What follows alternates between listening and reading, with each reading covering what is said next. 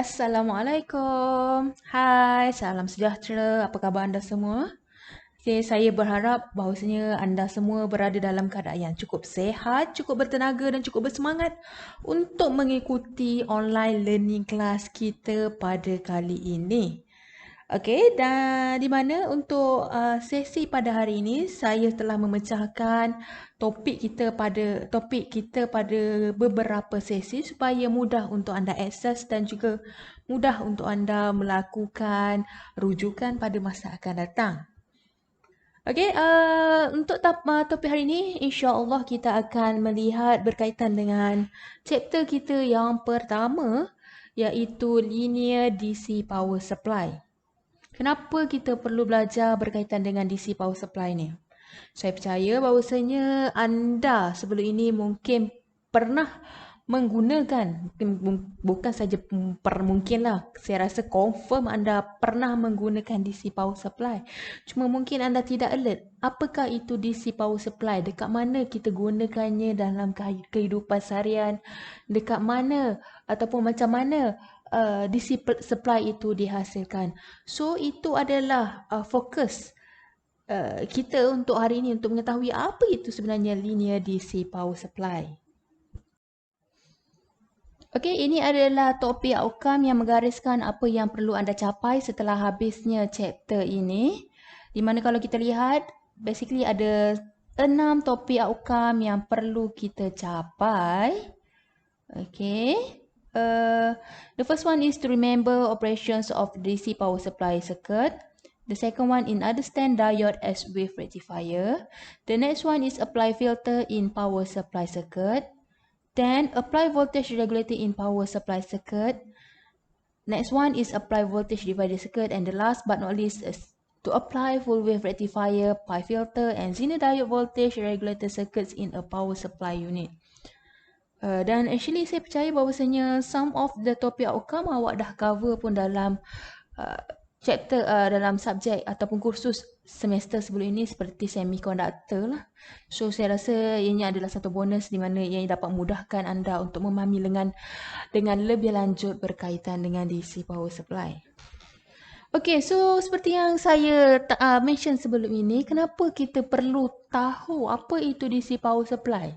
Okay, kenapa pentingnya DC power supply itu di dalam electronic appliances? Okay, first and foremost because of most of the electronic appliances, okay, peralatan elektronik menggunakan active component. Okay, active component contohnya adalah seperti awak punya diode, transistor and so on.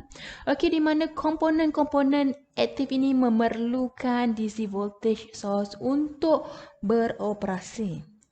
Okay, dan kita tahu salah satu sumber DC voltage yang paling mudah untuk kita dapati adalah bateri. Okay, di mana bateri dia boleh bagi constant voltage and easy to carry everywhere. Okay, kalau katakan kita nak voltage 9 volt, dia boleh bagi 9 volt dan bateri disebabkan sifat fizikalnya adalah ringan, so ianya mudah untuk dibawa ke mana lah. Tapi kalau kita menggunakan bateri dalam power supply, ianya tidak boleh bertahan lama. Dia tidak boleh bertahan lama sebab bateri tu kan dia akan discharge. So let's say awak beli bateri 9 volt. So daripada 9 volt dia akan reduce 8 volt, 8 volt, 7 volt, 5 volt, 4 volt sampailah kosong. So that's why bila kosong volt bateri awak sudah habis. So, kalau kita menggunakan satu electronic appliances atau peralatan elektrik yang menggunakan high power supply, so battery life tu akan lebih singkat. Okay? Battery life tu akan lebih singkat lah. So, cepatlah discharge macam awak guna bateri handphone awak kan. Kalau awak run lama sikit, okay, katakan awak, bukan lama sikit lah. Katakan awak run applications yang mungkin awak run game ke apa, okay, yang memerlukan menggunakan prosesor yang tinggi. So, bateri awak akan cepat discharge. So, dia akan mengurangkan lifetime bateri awak. Okay, so electronic appliances that using high power supply will use more batteries. Okay, so it is not economical if we use battery lah. And then all of power supply to public, factories and industry through Output sockets are AC power and in high value. Therefore, it is important to convert the AC input voltage to DC voltage because all the semiconductor devices require DC voltage source to operate. So, this is the importance of DC power supply lah. Okay, so actually apa itu sebenarnya DC power supply? Okay, saya ambil satu contoh DC power supply yang mudah bagi kita adalah kita punya charger telefon. Okay, di mana kalau kita lihat charger telefon kita, okay, awak ada handphone. This is your handphone, iPhone, iPad or whatsoever. Sorry, handphone sekarang touchscreen kan? This is your handphone. Okay, katakanlah awak buka lah video ke apa, awak dah run bateri WhatsApp kan, WhatsApp ke. And then awak awal-awal tu awak dah charge awak punya bateri full. Okay, tapi bila awak guna dia akan berkurangan sampailah kosong. So, bila dah kosong, apa yang awak perlu buat? Awak akan ambil adapter. Adapter. What is adapter? Dia punya charger lah. Ataupun dalam bahasa mudah kita, charger. Okay, kita akan ambil awak punya charger. So, charger ni awak buat apa? Okay, awak ada charger. Awak sambungkan, charger. Charger mestilah sambung kepada handphone, betul? Okay, so awak akan sambungkan kepada awak punya port. Ni lah awak punya type C ke, type B ke, type F ke kan. Okay, dan this is your charger. Charger ni apa yang awak akan buat? Awak akan sambungkan dia kepada soket. Kan? Supply kita kat rumah. Okay. Okay, di mana supply kita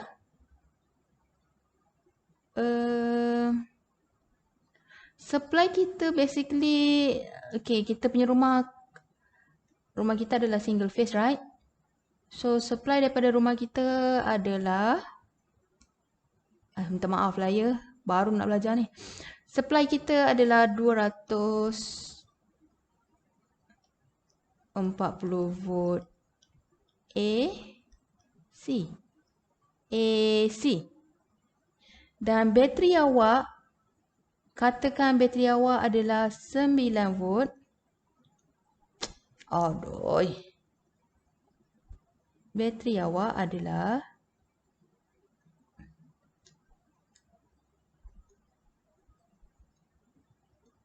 saya rasa saya tak perlulah cerita pasal ni. Bateri awak adalah 9 volt DC. So macam mana awak pernah terfikir tak? Okay? Pernah tak awak terfikir macam mana daripada AC ni, pula awak ni AC ni boleh sambung kepada DC. Okey, awak tengok voltage ni 240. Macam mana awak boleh pakai 9 volt? Okey, so in order to convert daripada 240 kepada 9 volt, that's why kita memerlukan DC power supply. Okey, di mana DC power supply itu merujuk kepada awak punya adapter. So adapter ni lah fungsi dia untuk convertkan daripada AC kepada DC. Okey. So macam mana cara kita nak convert daripada AC kepada DC? Yang ni yang saya akan tunjukkan kepada anda. Kita padam sekejap. Okey. Bukan konsep tu DC power supply dia akan convert daripada AC kepada DC, alternate current kepada direct current. So, apakah komponen ataupun elemen-elemen yang terlibat dalam kita nak convert daripada AC kepada DC? So, elemen-elemen yang pertama adalah transformer. Saya percaya anda tahu apa itu transformer. Bumblebee, whatsoever, right? Sorry, this is the electrical transformer yang digunakan untuk convert awak punya nilai voltage. Okay, kita akan go through lebih detail lepas ni. Selepas transformer circuit awak, okay, dia akan go through rectifier. Okay, the next one after rectifier, we will filter the signal. And then voltage regulator, and then the last step in DC power supply is voltage divider. So please This is the general output anda waveform semua for each perlu block. ingat susunan Okay, so block yang pertama DC kita tahu power transformer, supply dan juga perlu rectifier, tahu apakah filter, voltage regulator and voltage fungsi divider. setiap Okay, so block. transformer akan Okay, first transformer, rectifier, kita akan filter, voltage sambungkan transformer regulator and kepada voltage kita punya AC divider. input. This Kalau is kita the tak main ingat part that you tadi yang should saya cik mention, remember. kita letak dekat kita punya Topik soket kan. outcome kita yang pertama. Okay, so transformer akan transformer, okay, daripada AC input voltage dia akan masuk transformer. So lepas transformer, apa yang berlaku adalah transformer akan step downkan awak punya voltage, katakan daripada 240 volt dia akan jadi, let's say transformer awak 12 volt AC.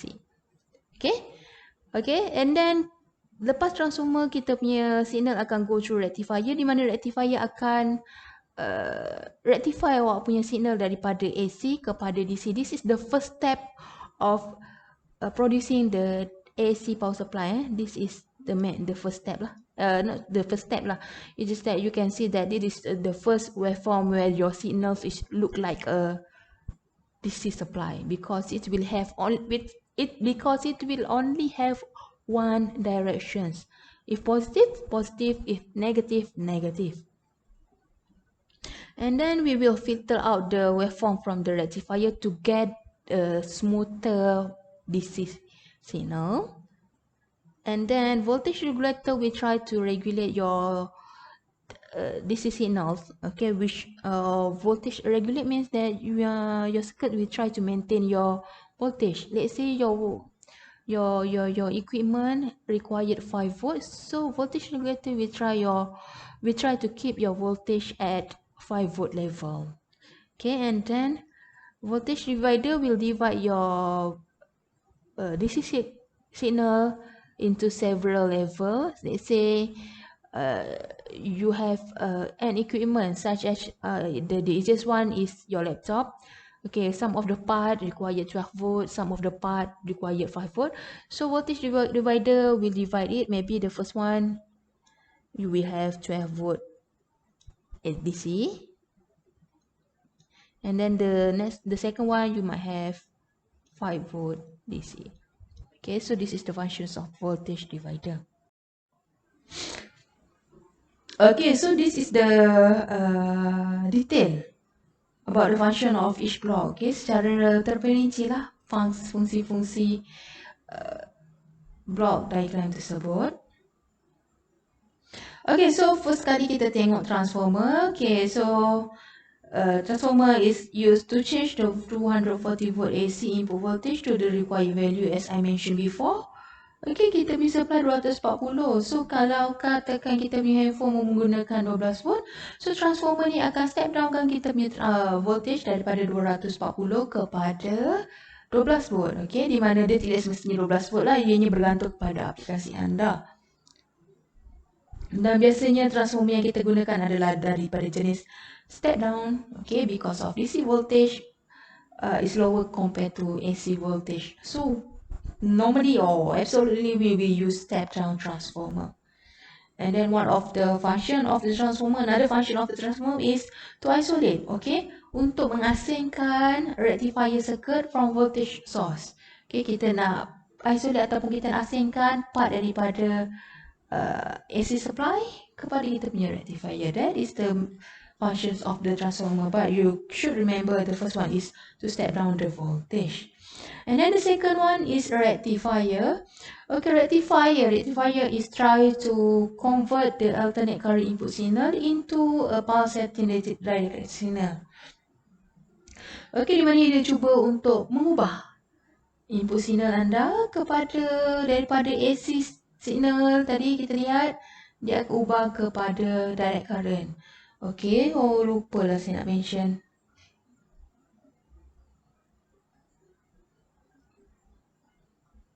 Sekejap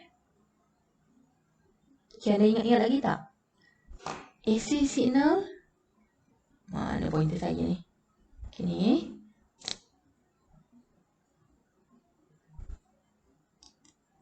Okay, so AC,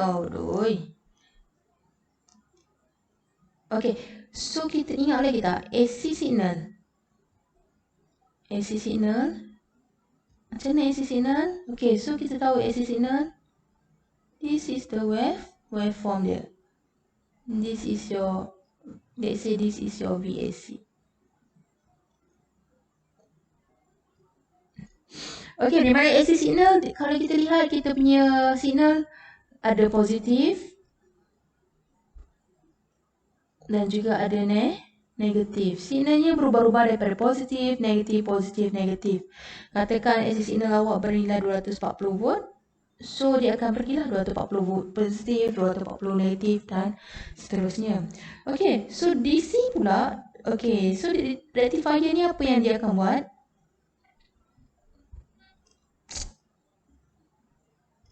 Okay, dia akan convert awak punya signal kepada satu direction saja. Okay, so katakan dia akan convert kepada positif.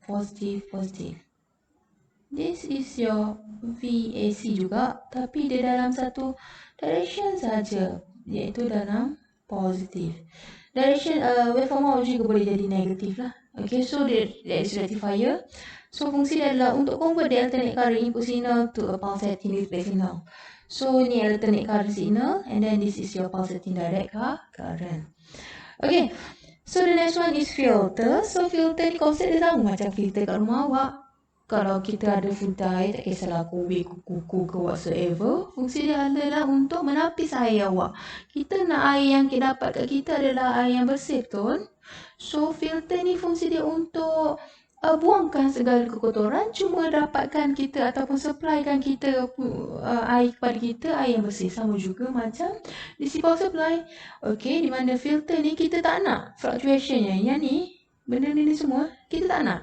So, kalau kita tak nak, macam mana kita nak buang? So, kita menggunakan filter. Filter ni lah yang akan eliminate fluctuation in rectifier voltage. Dan dia akan producekan smoother voltage lah. Okay, dia akan hasilkan satu voltage yang lebih smooth je. Okay, and then to reduce the ripple voltage, yang ni saya akan go through lebih lanjut dan tapi kita tahu sebenarnya, tapi kita dah try reduce, tapi actually output rectifier is still not enough to get the pure DC voltage lah. Okay, after that we will go, the signal we go through voltage regulator. Okay, so basically voltage regulator ni lah yang kita akan dapat satu pure DC supply.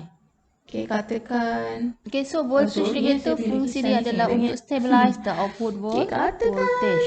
Katakan even though there is a variation of the input current or the output current, so voltage regulator ni, dekat voltage regulator ni basically kita akan dapat signal 5 volt. So lepas kita punya okay, DC voltage, kita tahu DC voltage straight line. So katakan 5 volt. So dekat voltage regulator ni yang kita akan produce 5 volt. Dan apa yang berlaku adalah kalau terdapat sebarang perubahan, okay, ada pada awak punya load ataupun pada awak punya supply, katakanlah tiba-tiba load awak tu perlukan voltage yang tinggi, tiba-tiba daripada 5 volt jadi 10 volt. So 10 volt, 10 volt. So voltage regulator ni will try regulate untuk awak punya supply.